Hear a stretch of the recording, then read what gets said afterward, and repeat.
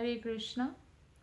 Shrimad Bhagavatam canto 2 chapter 1 श्लोक number 17 अभ्यसेन्मानसा शुद्धं तीव्रब्रह्माक्षरं परं मनो यच्चेज्जितश्वासो ब्रह्मबीजामविस्मरन्। अनुवाद और तात्पर्य श्रील प्रभुपाद के द्वारा। श्रील प्रभुपाद की जय। अनुवाद। मनुष्य उपर्युक्त विधि से आसन जमा कर मन को 3 दिव्य अक्षरों अ उ म अ ओ का स्मरण कराए अर्थात ओम, और श्वास विधि को नियमित करके मन को वश में करे जिससे वो दिव्य बीज को नहीं भूले।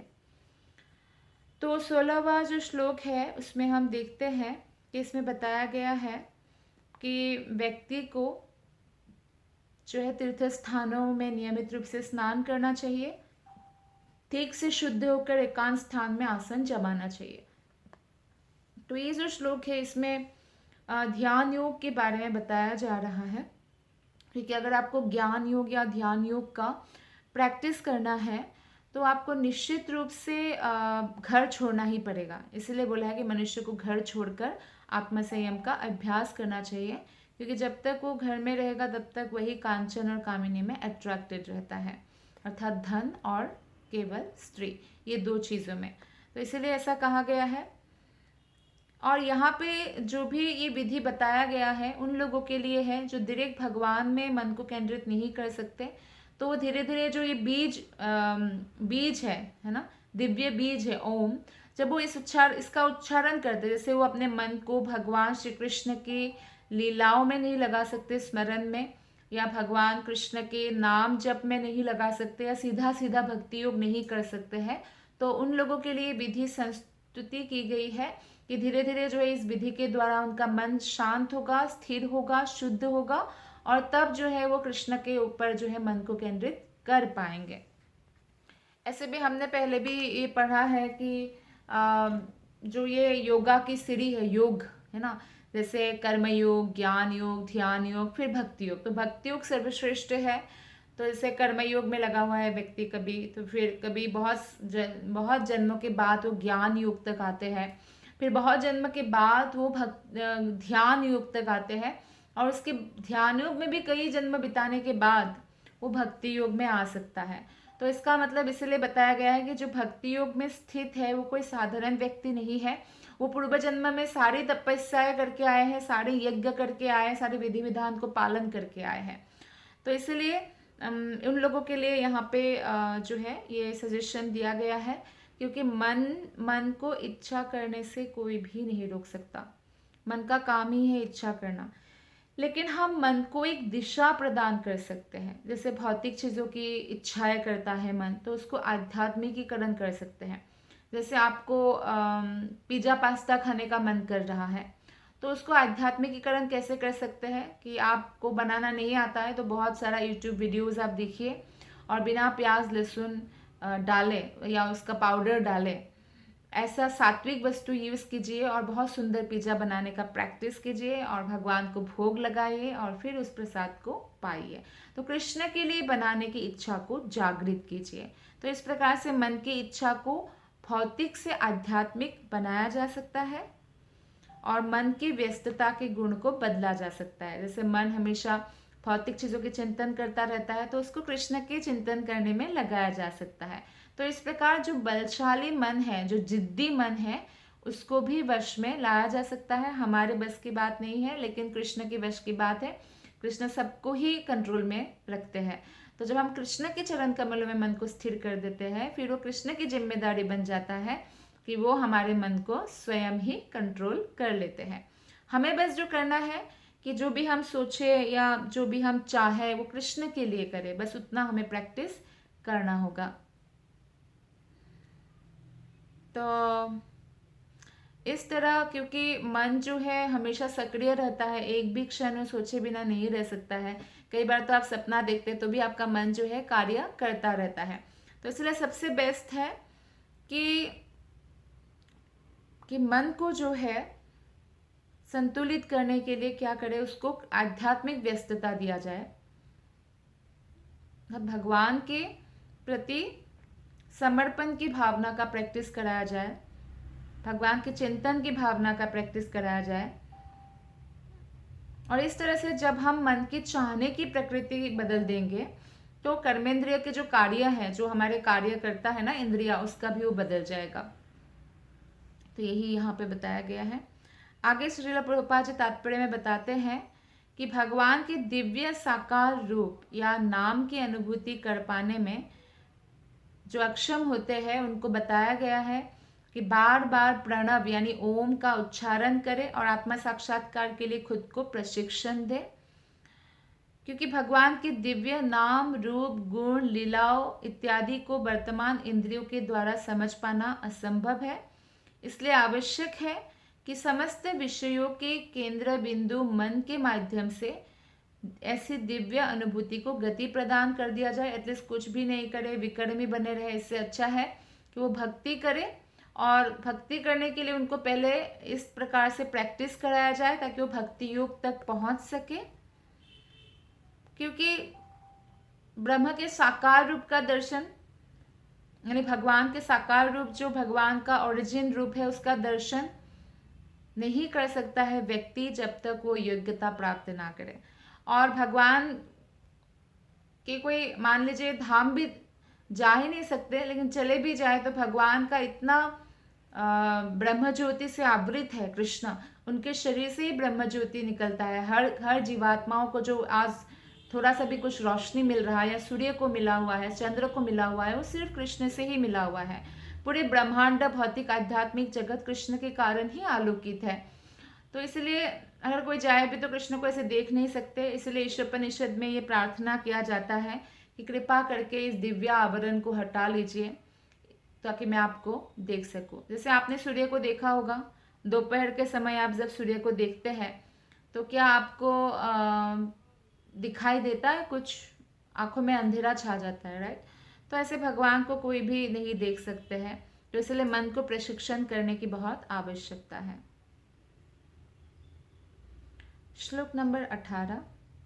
नियच्छेद्वेषयेभ्योक्षान् मनसा बुद्धिसारथिः मनः कर्माभिराक्षिप्तं शुभार्थे धारयेद्धिया। धीरे धीरे जब मन उत्तरोत्तर आध्यात्मिक हो जाए तो उसे इंद्रिय कार्यों से खींच लिया जाए। अगर आध्यात्मिक होने लगे, जब आध्यात्मिकता में मन को लगाया जाए, जैसे यहाँ पे बताया गया है कि ओम का उच्चारण करके मन को आध्यात्मिकीकरण कर दिया।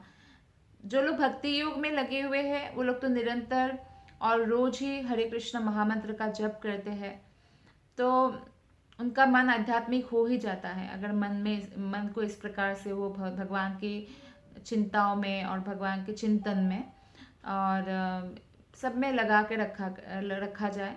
लेकिन अगर किसी भी प्रकार से मन को आध्यात्मिक किया जाए तो इंद्रिय कार्यों से वो धीरे धीरे विलग हो जाता है और इससे इंद्रिया बुद्धि द्वारा वशीभूत हो जाएगी और भौतिक कार्यकलापों में लीन मन भी भगवान की सेवा में प्रवृत्त किया जा सकता है और पूर्ण दिव्य भाव में भी स्थिर हो सकता है। समाधि अवस्था भी भौतिकता में लीन मन को वश में करने में असफल रहती है। कई बार जैसे कोई ध्यान योग में हो, ध्यान कर रहा हो, ओम का उच्चारण भी कर रहा हो, लेकिन उसमें अगर भगवान के प्रति प्रेम नहीं है, भक्ति नहीं है, तो ऐसा बहुत सारा उदाहरण है कि उनका जो है मन वश में ला नहीं पाते वो, और ऐसा लगता है कि हम मन को वश में ले आए, लेकिन कभी भी जो है पतन होने का दशा भी आ सकता है। जैसे शास्त्रों में उदाहरण दिया गया है विश्वामित्र मुनि का, जो 60,000 वर्ष तक इस प्रकार समाधि में लीन थे, अर्थात ओम का उच्चारण करके जो भी प्राणायाम और आसन वगैरह जिससे मन को ट्रेनिंग देकर भी, उसके बाद भी जब मेनका को भेजा इंद्रदेव ने तो उनका मन में फिर से वही इच्छा जागृत हुआ संभोग करने का, और फिर उनसे एक बेटी भी पैदा होती है शकुंतला। तो इतिहास इसका साक्षी है, ऐसा श्रील प्रभुपाद बताते हैं। तो इसीलिए मन संप्रति विषय वासनाओं को सोचना बंद कर देता है, लेकिन अवचेतन मन में, जिसको सबकॉन्शियस माइंड कहते हैं, वो विगत विषय वासनाओं का स्मरण करता है और इस तरह मनुष्य को 100% आध्यात्मिक साक्षात्कार में रोक लग जाता है।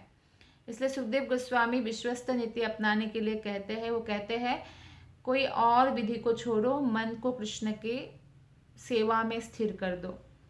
पूर्ण पुरुषोत्तम भगवान श्री कृष्ण इस प्रत्यक्ष विधि की संस्तुति भगवत गीता में भी करते हैं। इस तरह आध्यात्मिक रूप से मन के स्वच्छ होने पर मनुष्य को तुरंत श्रवण कीर्तन आदि भक्ति कार्यों द्वारा भगवान की दिव्य प्रेमा भक्ति में लग जाना चाहिए।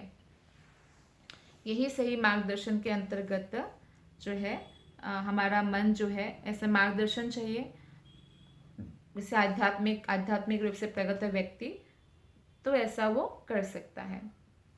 कोई सोचे अपने आप ही मैं कर लूँ, ये आसान नहीं है, संभव नहीं है एक्चुअली। श्लोक नंबर 19। तत्रेकावयवं ध्यायेत् अभ्युच्चिन्नेन चेतसा मनो निर्विषयं युक्त्वा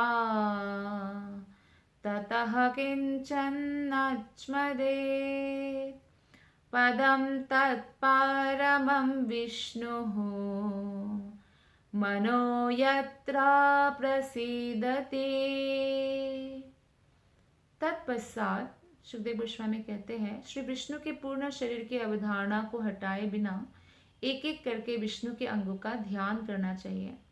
इस तरह मन समस्त इंद्रिय विषयों से मुक्त हो जाता है। तब चिंतन के लिए कोई अन्य वस्तु नहीं रह जानी चाहिए। चूँकि भगवान विष्णु परम सत्य है, अतएव केवल उन्हीं में मन पूर्ण रूप से रम जाता है। तो भगवान जो है भगवान के शारीरिक यानी भगवान का शरीर है, आध्यात्मिक है, दिव्य है और उनके एक एक अंगों पर भक्तों का ध्यान करना चाहिए। सबसे बेस्ट है कि सबसे पहले चरण कमलों पर ध्यान करें और भक्त जो है चरण कमलों का ही ज़्यादा ध्यान करते हैं। लक्ष्मी देवी को भी भगवान विष्णु ने हृदय में स्थान दिया हुआ है, लेकिन फिर भी लक्ष्मी देवी पसंद करती है कि भगवान विष्णु के चरण कमलों का ही वो चिंतन करे और सेवा करें। तो भक्त लोग भी विनम्रता पूर्वक यही करते हैं।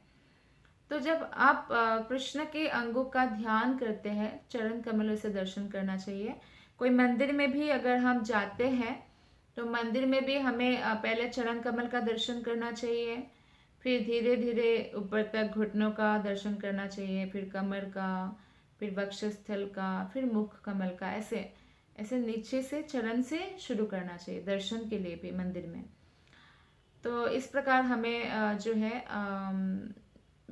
परम सबका जो परम खोज है विष्णु का सानिध्य प्राप्त कर सकते हैं हम, कृष्ण का सानिध्य।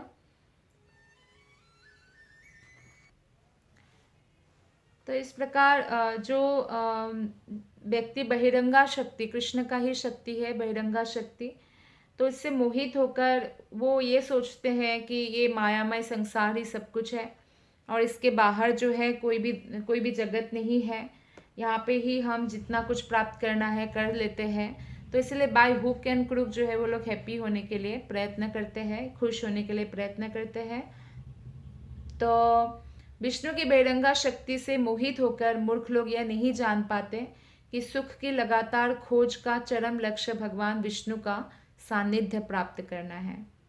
और भगवान विष्णु जो समस्त कारणों के कारण है, गोविंद, एक्चुअली विष्णु का भी, विष्णु तत्व का भी आदि स्वरूप है कृष्ण, और कृष्ण यानी गोविंद ही समस्त कारणों का कारण है। तो इसलिए विशेष रूप से कृष्ण का ध्यान करना ही ध्यान की चरम सीमा है। परम ब्रह्म जो है यानी भगवान निर्विशेष नहीं है, निराकार नहीं है, जैसा कि निराकारवादी सोचते हैं। नहीं तो पूर्ण आध्यात्मिक सिद्धि प्राप्ति के लिए सुखदेव गोस्वामी ने प्रणव यानी ओमकार से लेकर विष्णु के साकार शरीर के अंग प्रत्यंग के ध्यान की संस्तुति नहीं करते। वो ऐसा कोई नहीं बताते कि आप भगवान के साकार रूप के ध्यान करो। और बहुत लोग ऐसे बोलते हैं कि हम मूर्ति पूजा नहीं करते। तो मूर्ति पूजा नहीं होता है, विष्णु विग्रहों की पूजा मूर्ति पूजा नहीं है। और विष्णु विग्रहों को कभी भी ऐसे विसर्जन नहीं दिया जाता है। कभी खंडित हो जाए तो बात अलग है, अन्यथा पीढ़ी दर पीढ़ी ये पूजा चलता रहता है। 5000 पुराना जो है विग्रह भी आपको प्राप्त हो सकता है, हजार साल पुराना भी विग्रह प्राप्त हो सकता है, क्योंकि इनका जो है ये मूर्ति पूजा नहीं बताया जाता। और कृष्ण की ही अर्चा अवतार कहा जाता है, जो भगवान कृष्ण की विग्रह होता है इसको विग्रह कहा जाता है। ये मूर्ति पूजा साधारण मूर्ति पूजा जैसा नहीं है। तो इसका गलत अर्थ निकालते हैं अल्पज्ञ लोग। जबकि ये जो मंदिर है जिसमें भगवान विष्णु के विग्रह है, तो ये तो आध्यात्मिक केंद्र है, ताकि साधारण लोग वहाँ जाएं और उनका दर्शन करें और अंग प्रत्यंग पर ध्यान लगाए, जो भगवान के चरण कमल से शुरू करके। इस तरह वो भगवान के स्मरण कर पाएंगे। निराकार ब्रह्म के स्मरण आप नहीं कर सकते हैं। आपको कोई भी वस्तु निराकार बोल दे तो आप निराकार वस्तु पर ध्यान कैसे लगाएंगे, है ना। तो इसलिए जो है सामान्य लोग जो है उनको ओम इन तीनों अक्षरों के दिव्य मेल से बने ओमकार जो है जप करके उस लेवल तक कम से कम आना होगा कि वो कृष्ण की शुद्ध भक्ति करने लग जाए। तो इस तरह से उनका मन धीरे धीरे शुद्ध हो जाता है। लेकिन ओमकार के उच्चारण से भी ज़्यादा जो है इम्पोर्टेंस यहाँ पे भागवतम में दिया गया है कि विष्णु के रूप का ध्यान करें, उससे अधिक लाभ होगा। हालांकि ओमकार और विष्णु के जो रूप है उसमें कोई अंतर नहीं है, जबकि बहुत लोग इसमें विष्णु के रूप और ओमकार में अंतर बताकर जन सामान्य के बीच में मतभेद पैदा करने की प्रयास करते हैं। लेकिन यहाँ पर यह क्लियरली संकेत दिया गया है कि विष्णु रूप ही ध्यान का चरम लक्ष्य है। इसलिए निर्विशेष ओमकार की अपेक्षा विष्णु के रूप पर मन को केंद्रित करना चाहिए। श्लोक नंबर 20। रजस्तामोभ्यामाक्षिप्तं विमूढं मान आत्मनः यच्चेद्धारणया धीरो हन्ति या तत्कृतं मलम्। मनुष्य का मन सदैव रजोगुण द्वारा विचलित और तमोगुण द्वारा मोहग्रस्त होता रहता है, किंतु मनुष्य ऐसी धारणाओं को भगवान विष्णु के संबंध द्वारा ठीक कर सकता है और इस तरह उनसे उत्पन्न गंदी वस्तुओं को स्वच्छ करके शांत बन सकता है। तो ज़्यादातर लोगों का मन जो है रजोगुण और तमोगुण में रहता है, और रजोगुण और तमोगुण में लोग भौतिक भोगों के प्रति बहुत आकृष्ट रहते हैं और आध्यात्मिक चिंता धारणा को प्रश्रय मन में नहीं देते हैं। तो इसलिए उनको ईश्वर का अनुभूति होना असंभव है। तो लेकिन अगर हम रजोगुण और तमोगुण की धारणाओं को बदलना चाहते हैं मन से, तो हमें क्या करना होगा? भगवान कृष्ण के चिंतन करना होगा, कृष्ण के भक्ति में अपने आप को स्थिर करना होगा, और इस तरह उनसे उत्पन्न जो रजोगुण और तमोगुण से उत्पन्न जो गंदी वस्तुएं है वो उससे एक व्यक्ति स्वच्छ हो जाएंगे और शांत बन सकता है। सतोगुण द्वारा संचालित व्यक्ति ही परम सत्य के विषय में ज्ञान को प्राप्त कर सकते हैं। रजो तथा तमोगुण के प्रभाव कांचन तथा कामिनी के प्रति अत्यधिक लालसा के कारण प्रकट होते हैं, और जितना अधिक इस लालच को बढ़ाया जाएगा, जैसे स्त्री कामी हो जाएगा कोई, केवल विवाह में ही जो है वो विवाह में ही वो नहीं होंगे कि विवाह के बंधन में ही वो नहीं रहेंगे, उससे भी ज़्यादा जो है वो कामी हो जाएगा। और साथ ही साथ जो है विवाह बंधन में भी अगर कोई ऐसा करे तो कि वो इतना आकृष्ट है कि भगवान की भक्ति ही नहीं करता, तो इस प्रकार उसका जो रजोगुण का प्रभाव बढ़ता जाएगा। तो जो निर्विशेषवादी होते हैं या अद्वैतवादी होते हैं तो रजोगुण और तमोगुण से प्रभावित होते हैं, क्योंकि उनका कृष्ण के जो साकार रूप है उनके प्रति रुचि नहीं होता, और इसलिए परम भगवान के साकार रूप को अवहेलना करने के कारण ही जो है उनका रजोगुण और तमोगुण का प्रभाव रह जाता है। और कई बार जो है वो अगर स्थित हो भी जाए उच्च पद पर तो वहाँ से पतित भी हो सकता है। इसलिए भगवत गीता में कहा गया है कि सैकड़ों जन्मों के बाद बहुनाम जन्म नामन्ते ज्ञानवान माम प्रपद्यते वासुदेव सर्वमिति स महात्मा सुदुर्लभः। सैकड़ों जन्मों के बाद कोई निराकारवादी कोई ज्ञान योगी अगर ये ज्ञान प्राप्त कर ले कि वासुदेव कृष्ण ही जो है सब कुछ है, सबके कारणों का कारण है, तो फिर क्या होता है, उनको वासुदेव सर्वमित्सा महात्मा, उनको महात्मा कहा जाता है। फिर वो भक्ति योग में स्थित हो जाता है। तो भगवान का शुद्ध भक्त अपने इस सेवा भाव से प्रत्येक वस्तु को आध्यात्मिक सत्ता में बदलने की कला से अवगत होता है और इसी भक्तिमय विधि से ब्रह्मवाद के सिद्धांतों को पूर्णता प्रदान की जा सकती है। तो हर भौतिक वस्तु को भी आध्यात्मिकीकरण कैसे करना है, कृष्ण की सेवा में कैसे लगाया जा सकता है, ये केवल जो है भगवान के शुद्ध भक्त को ही पता होता है और वो इसमें कलाकार होते हैं, अच्छे से जो है इसका उपयोग करते हैं। श्लोक नंबर 21। यस्यां संधार्यमाणायं योगिनो भक्तिलक्षणः आशु संपद्यते योगा आश्रयं भद्रमीक्षतः। हे राजन, स्मरण की इस पद्धति से तथा भगवान के कल्याणप्रद साकार स्वरूप का दर्शन करने के अभ्यास में स्थिर होने से मनुष्य भगवान के प्रत्यक्ष आश्रय के अंतर्गत उनकी भक्ति को शीघ्र ही प्राप्त कर सकता है। तो आप देखिए इस श्लोक में भी सुखदेव गोस्वामी भक्ति को कैसे शीघ्र प्राप्त करना है उसी बात पर बल दे रहे हैं। यानी भक्ति योग जो है या भक्ति इतना अधिक इम्पॉर्टेंट है, जो सर्वश्रेष्ठ है, सर्वश्रेष्ठ पद्धति है कि हम भगवान तक पहुंच सके। जो ब्रह्मवाद जो शब्द है, जो निराकारवादी है, तो सर्वशक्तिमान की सर्वत्र उपस्थिति का अनुभव करने का एक पद्धति है। इस प्रकार मन का प्रशिक्षण हो जाता है कि भगवान हर जगह विद्यमान है और फिर जो है धीरे धीरे वो भक्तिमय धारणा तक प्रगति करते हैं। लेकिन भागवत गीता के 12वां अध्याय में जब अर्जुन पूछते हैं साकारवादी और निराकारवादी में श्रेष्ठ कौन है, तो कृष्ण अपने जो श्लोक कृष्ण ने अपना बताया वहाँ पे खासकर 12.5 यानी 12वां अध्याय के 5वां अध्याय में पुष्टि हुई है कि आत्मा साक्षात्कार का निर्विशेष मार्ग अत्यधिक कष्टप्रद है। कि कोई देहधारी मतलब हम लोग जिनको मनुष्य शरीर मिला हुआ है, हमने देह धारण किया है, तो हमारे लिए निराकारवाद में जाना कृष्ण कहते हैं अत्यंत कष्टप्रद है, क्योंकि यह घूम कर लक्ष्य तक पहुंचता है। जैसे आपको एक सीधा रास्ता है आपके घर जाने का, आपके ऑफिस से, आप वो छोड़कर घूम घूम के जा रहे हैं तो कोई मतलब नहीं है ना, आपका समय बर्बाद होगा।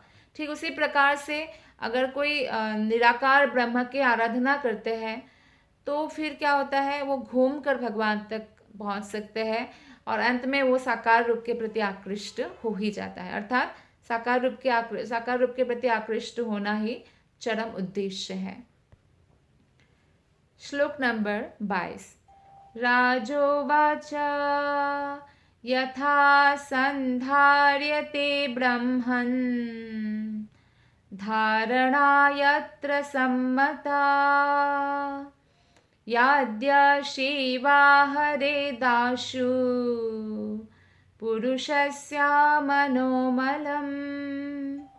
अनुवाद और तात्पर्य श्रील प्रभुपाद के द्वारा। श्रील प्रभुपाद की जय। अनुवाद। सौभाग्यशाली राजा परीक्षित ने आगे पूछा, हे ब्राह्मण, कृपा करके विस्तार से यह बताए कि मन को कहाँ और कैसे लगाया जाए और धारणा को किस तरह स्थिर किया जाए कि मनुष्य के मन का सारा मैल हटाया जा सके। क्योंकि सुखदेव गोस्वामी ने अब तक बोला कि मन को स्थिर करना है और मन के सारे मैल हटाने के लिए धारणा को स्थिर करना चाहिए। तो आगे इसमें श्रील प्रभुपाद जी तात्पर्य में बताते हैं, बद्ध जीव के हृदय की सारी मलिनता ही उसके सारे कष्टों का जड़ है। अगर हमारा हृदय स्वच्छ हो, पवित्र हो, तो एक्चुअली हमें कोई भी कष्ट ही ना हो, हमें ना बार बार जन्म लेना पड़े। अगर हमारे हृदय में हमने भगवान को धारण कर लिया हो, मन निरंतर भगवान के चिंतन में व्यस्त रहा हो, लेकिन हमारे हृदय में मलिनता है और इसीलिए ये कष्टों का जड़ बताया गया है। बद्धजीव संसार के अनेक कष्टों से घिरा है, किंतु अपने निपट अज्ञान के कारण वो इस भौतिक जगत में अपने दीर्घ बंदी जीवन की अवधि में हृदय में संचित गंदगी मल को दूर करने में असमर्थ रहता है। तो कैसे अज्ञान वाले जगत में आकर कोई कैसे मन के गंदगी को दूर कर सकता है? कोई अगर सोचे कि हम कुछ शब्द का उच्चारण करके या हम किसी तरह जो है आ, कुछ योगासन आदि करके मन को शुद्ध कर देंगे, ऐसा नहीं होगा। मंत्रायते इति मंत्र, मंत्र से मन का उद्धार होता है और वो मंत्र है हरे कृष्ण कृष्ण कृष्ण हरे हरे, हरे राम राम राम हरे हरे। तो हमारी भावना को हमें ठीक करना है। कोई भी भौतिक वस्तु प्राप्त नहीं होने पर भावना को नष्ट नहीं होने देना है। भगवान श्री कृष्ण के सर्वशक्तिमत्ता और भगवान श्री कृष्ण के ही कंट्रोल है हर जगह। भगवान कृष्ण ही सबकी रक्षा करता है और भगवान कृष्ण की भक्ति करने से ही सर्व कार्य सिद्ध हो जाएगा, ऐसा विश्वास रखना अत्यंत आवश्यक है। अगर हमारे मन में हम भौतिक इच्छाओं को आने देंगे और इच्छाओं की पूर्ति में ही अपने जीवन को लगा देंगे तो क्या होगा? तो हमारा एक इच्छा पूर्ति होने के साथ 10 इच्छाएं खड़ी हो जाएगी। तो इसीलिए हम मन की इच्छा के अनुसार नहीं चलना है हमें, बल्कि एक ही इच्छा हमें करना चाहिए और वो है भगवान श्री कृष्ण की किस प्रकार मैं प्रेम पूर्वक सेवा कर पाऊँ। और इच्छाओं को अगर इस प्रकार हम लोग उसका दिशा ना बदल दे, तब ये इच्छाएं मन शांति प्रदान करने की बजाय नई नई समस्याएं उत्पन्न कर देती है और इस तरह हमें जन्म मृत्यु के चक्र में बांध देती है।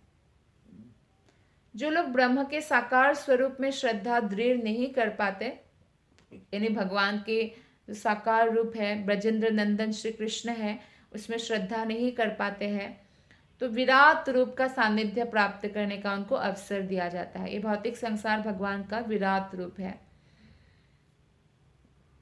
तो इसलिए ऐसे अल्पज्ञ जो लोग हैं, जो भगवान राम या कृष्ण के जो साकार रूप को नहीं मानते और बहुत लोग नास्तिक होते हैं, उन लोगों के लिए भगवान ने ये फैसिलिटी दिया है कि धीरे धीरे वो प्रगति करें। भगवान के विराट रूप उनको तो दिखाई देता है, भौतिक संसार हर जगह भगवान उपस्थित है। तो इस तरह से जो है वो धीरे धीरे जो है आध्यात्मिकीकरण की ओर जाए। भगवत गीता में 9वां अध्याय में 11वां श्लोक में स्वयं भगवान ने बताया है कि अल्पज्ञ पुरुष भगवान को सामान्य व्यक्ति मानकर उपहास करते हैं। ऐसे व्यक्ति भगवान की अचिंत शक्ति से अनजान रहते हैं और सोचते हैं कि भगवान भी हमारी तरह मनुष्य ही है।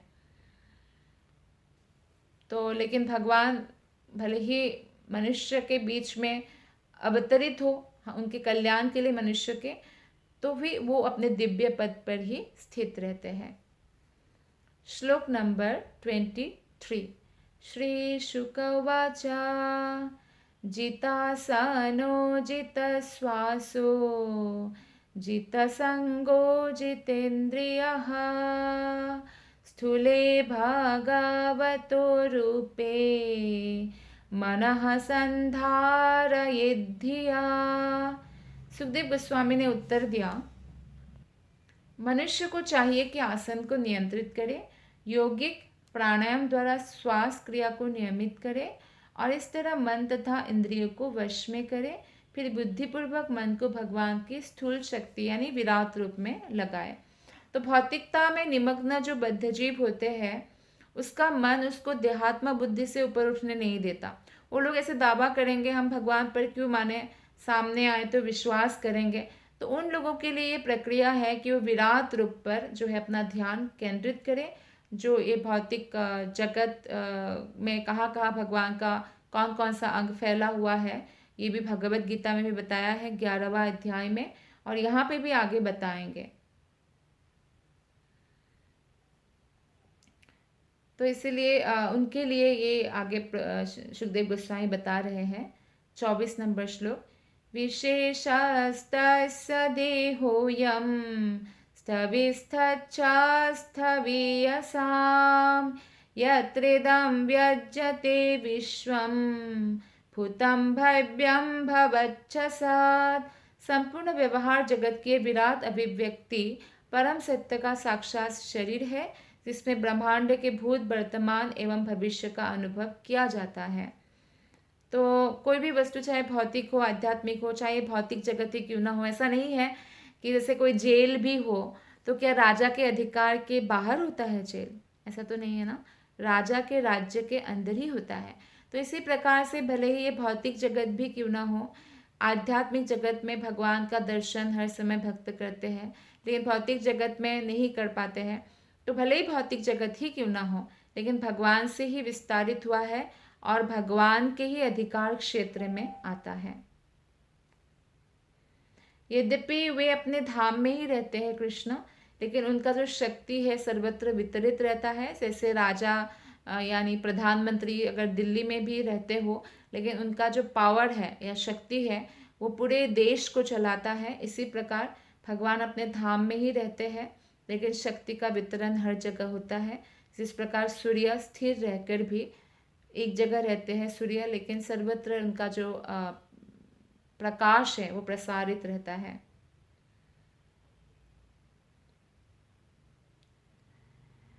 अल्पज्ञ लोग भगवान के सर्व आध्यात्मिक दिव्य स्वरूप की कल्पना भी नहीं कर सकते हैं। तो इसीलिए जो है, जैसे कि आदिम प्रजाति के लोग आकाश की बिजली देखकर आश्चर्यचकित होते हैं, पर्वत देखकर आश्चर्यचकित होते हैं, या बरगद का इतना बड़ा पेड़ देखकर आश्चर्यचकित होते हैं। तो ये सब भी भगवान के द्वारा ही उत्पत्ति हुआ है, भगवान के विराट रूप का ही अंश है। तो भगवत गीता में अर्जुन द्वारा एवं आधुनिक युग में शंकराचार्य, रामानुजाचार्य, मध्वाचार्य और भगवान श्री चैतन्य जैसे आचार्यों के द्वारा भगवान के रूप में स्वीकार किए जाते हैं, लेकिन असुरगण भगवान के अस्तित्व को नहीं मानते हैं। तो बड़े बड़े आचार्य स्वीकार करते, लेकिन असुरगण शास्त्रों की बात तो मानते ही नहीं है, आचार्यों के प्रमाण को भी वो मान्यता नहीं देते, उनको तो बस आंखों से देखना है। तो वही रूप उनकी चुनौती का उत्तर दे सकता है। चूंकि वे व्याघ्र, हाथी, वज्र जैसी श्रेष्ठ भौतिक वस्तुओं के समक्ष नतमस्तक होते हैं, श्रद्धावनत होने के आदि होते हैं और विराट रूप को सम्मान प्रदर्शन करते हैं। तो इसलिए अर्जुन ने जब प्रार्थना किया कृष्ण को विराट रूप का प्रदर्शन करने के लिए, कृष्ण ने अर्जुन को दिव्य दृष्टि प्रदान किया और विराट रूप का दर्शन कराया। हालांकि भक्त लोग भगवान के विराट रूप के प्रति आकृष्ट नहीं होते हैं, भगवान के विराट रूप देखने की उनको कोई इच्छा भी नहीं होती है, लेकिन यहाँ पे यह जो उदाहरण प्रस्तुत किया गया है इसलिए क्योंकि कोई भी अल्पज्ञ व्यक्ति या ज्ञानी लोग मनुष्य को ही थोड़ा सा वो सिद्धि प्राप्त करते हैं, चमत्कार दिखाते हैं, तो उनको भगवान का अवतार मान लेते हैं, तो जनसामान्य को गुमराह करते हैं। तो इसलिए उनके लिए यह संकेत है कि ऐसे जो सस्ते अवतार अपने आप को कहे कि मैं भगवान हूँ, तो क्या करें, उनको बोले कि आप विराट रूप दिखाओ, जिस प्रकार कृष्ण ने अर्जुन को विराट रूप दिखाया था। तो ऑब्वियसली है वो विराट रूप तो नहीं दिखा पाएंगे, तो फिर व्यक्ति जो है उनके चंगुल में फंसने से बच जाएंगे। तो इस प्रकार जो है वो भगवान कृष्ण जो है अपना विराट रूप के द्वारा, यानी भौतिक जगत में जो उनका विराट रूप है उसके द्वारा भी धीरे धीरे ये जो है असुर, नास्तिक, उनको भी ये मौका देते हैं कि वो विराट रूप का ही सम्मान करके, विराट रूप का ही दर्शन करके धीरे धीरे जो है भक्तिमय जीवन की ओर गति करें। श्लोक नंबर 25। अंडकोशे शरीरेऽस्मिन् सप्तवाराण संयुते वैराजः पुरुषो योऽसौ भगवान धारणाश्रयः। भौतिक तत्वों के द्वारा 7 प्रकार से प्रच्छन्न ब्रह्मांडीय खोल आवरण रूपी शरीर के भीतर भगवान का विराट ब्रह्मांडीय स्वरूप विराट धारणा का विषय है। तो विराट रूप के बारे में ही यहाँ बताया गया है। हालांकि भगवान के जो भगवान कृष्ण से महाविष्णु का विस्तार होता है और महाविष्णु की सांस छोड़ने से अनंत कोटि ब्रह्मांड का प्राकट्य होता है, और जैसे सांस लेते हैं तो सब नष्ट होकर उनके अंदर प्रविष्ट हो जाते हैं। तो ये जो विराट रूप है कृष्ण का भौतिक जगत में फैला हुआ, ये विशेष रूप से भगवान द्वारा अल्पज्ञ को पाठ पढ़ाने के लिए है, ताकि मनुष्य को जो है इस प्रकार प्रगति पथ पर अग्रसर होने का मौका मिले। श्लोक नंबर 26। पातालमेतस्य हि पादमूलम् पतन्ति पार्ष्णे प्रपदे रसातलम् महातलं विश्वसृजोऽथ गुल्फो तलातलं वे पुरुषस्य जंघे। जिन पुरुषों ने इसकी अनुभूति की है उन्होंने यह अध्ययन किया है कि पाताल लोक विराट पुरुष के पांवों के तलवे है। पाताल लोक नीचे है, हमारे पृथ्वी बीच में है, ठीक है। भूलोक है, इसके ऊपर ओम भूर भुवस्व भूवर लोक है, असुरों का राक्षसों का लोक, फिर स्वर्ग लोक है, फिर उसके ऊपर बहुत सारे लोक है, जैसे जनलोक, तपलोक, महरलोक, सत्यलोक, ऐसे बहुत लोक है। और नीचे भी बहुत लोक है, अतल वितल सुतल तलातल सतल पाताल। तो पाताल जो है वहाँ पे ये है कि भगवान के पाँवों के तलवे हैं, क्योंकि नीचे लोक है। तो पूरा लोक एक्चुअली भगवान का विराट रूप है। और उनके एरिया तथा पंजे जो है रसातल लोक है, टखने महातल लोक है और पिंडलियां तलातल लोक है। तो इस प्रकार भगवान के विराट रूप की जो धारणा है वो भौतिकतावादी को परमेश्वर के विषय में सोचने का अवसर प्रदान करती है। दिव्य भगवान के स्वरूप की कोई धारणा किसी भी भौतिक सृष्टि के अंग से नहीं की जा सकती, क्योंकि कृष्ण की सुंदरता ही अतुलनीय है। तो इस श्लोक में हम देखते हैं कि नीचे से वर्णन आरंभ होता है ना, पाताल है, रसातल है, मतलब पाव के तलवे है, फिर पंजे है, ऐसे। तो भक्ति के अनुसार भी कृष्ण का जो शारीरिक वर्णन है पैरों से शुरू करना चाहिए, चरण कमलों से शुरू करना चाहिए। और सुखदेव गोस्वामी भगवान के मान्य भक्त हैं, तो इसलिए ये जो वर्णन है एकदम सही है।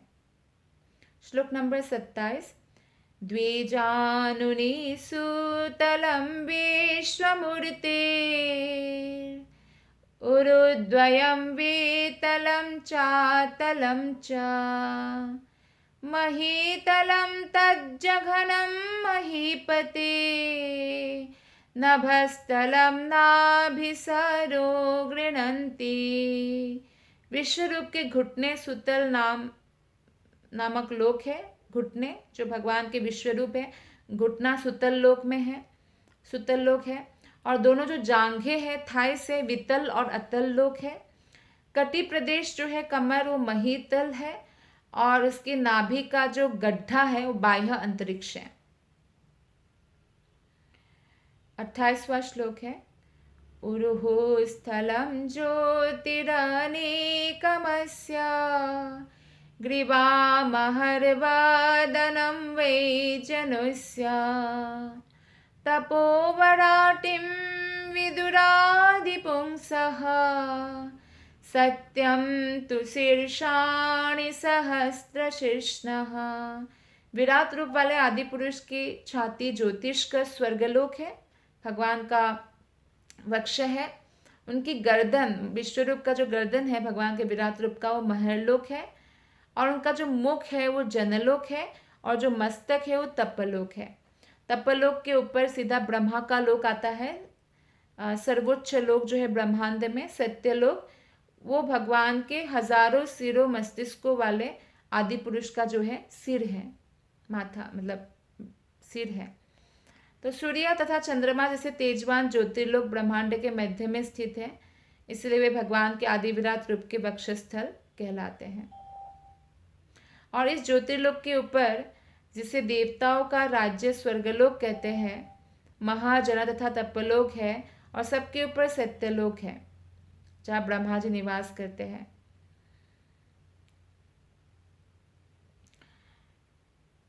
तो इस प्रकार जो है भगवान का विराट रूप का वर्णन सुखदेव गोस्वामी कर रहे हैं।